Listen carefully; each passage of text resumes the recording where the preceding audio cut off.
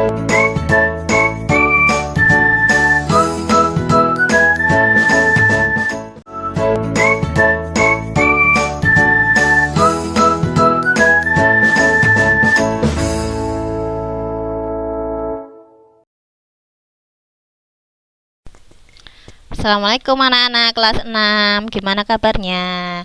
Bertemu lagi dengan Usratna. Kita ke bahasa Indonesia ya.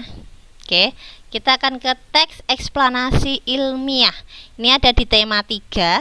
Buku paket Erlangga bisa dibuka juga di halaman 26. Yuk kita mulai. Apa toh teks eksplanasi ilmiah itu? Nah, teks eksplanasi ilmiah itu adalah teks yang berisi penjelasan suatu proses yang berkaitan dengan sains.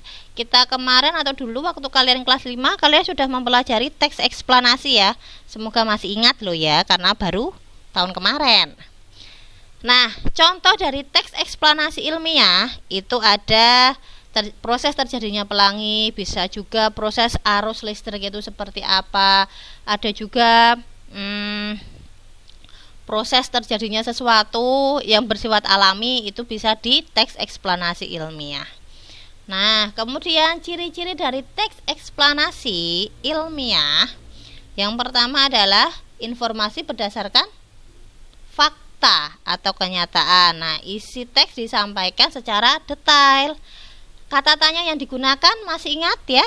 Bagaimana dan mengapa. Betul, itu biasanya ada di isi.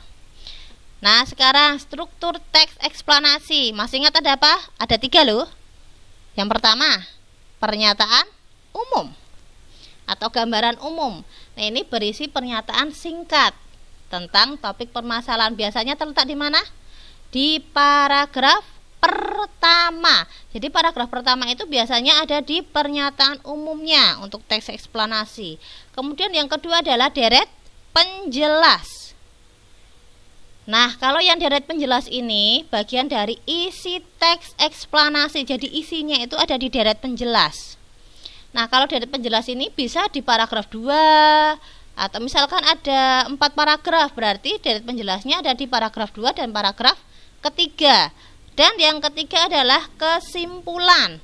Nah, kesimpulan ini bagian penutup yang berisi pendapat penulis tentang isi teks. Nah, kalau kesimpulan ini biasanya terletak di paragraf terakhir ya. Jadi untuk lebih memudahkannya, yang paragraf pertama itu adalah gambaran umum atau pernyataan umum, dan paragraf terakhir itu adalah kesimpulan. Berarti yang di tengah-tengah misalkan ada 5 paragraf, berarti paragraf 2, paragraf 3, paragraf 4 itu adalah deret penjelas gitu ya. Jadi deret penjelas itu enggak cuma 1 paragraf, bisa 2 paragraf, bisa 3 paragraf. Nah, contoh di sini paragraf pertama. Di sini ada paragraf pertama ya, pernahkah terbayang olehmu jika tanpa penerangan? Nah, ini sampai penemuan bola lampu pijar oleh Thomas Alva Edison. Nah, ini termasuk pernyataan umum. Jadi paragraf pertama ya, pernyataan umum atau gambaran umum. Paragraf kedua, lahir di Milan. Nah, paragraf kedua ini adalah deret penjelas yang pertama. Kemudian paragraf ketiga, ia melihat dunia butuh penerangan. Nah, ini adalah deret penjelas yang kedua. Dan yang terakhir, kegigihan Thomas Alva Edison memberikan hal baru bagi dunia. Nah, ini adalah kesimpulan. Jadi dalam sebuah teks itu terdapat 1 pernyataan umum, ada berapa di sini? Ada 2 deret penjelas dan 1 kesimpulan. Kalau pernyataan umum dan kesimpulan itu pasti ada satu-satu, yang beda itu deret penjelasnya, tergantung berapa paragrafnya gitu ya. Nah, cukup sekian materi kita hari ini.